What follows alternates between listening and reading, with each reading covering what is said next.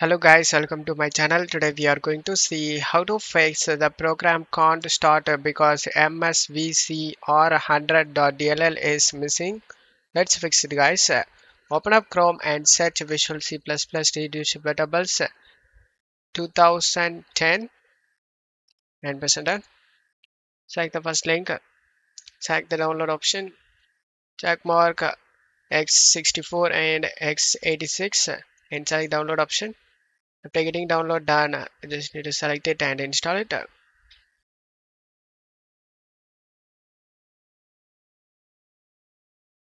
the same thing for x64. After getting installed done, just need to go to search menu and type cmd. Right click on the command prompt and select run as administrator and select yes. And type here sfc space slash scannow and press enter. You just need to wait for this scan to get 100% complete. After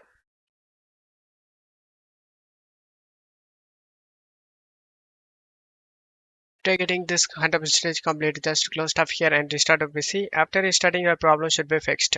Don't forget to leave a like guys. Thank you.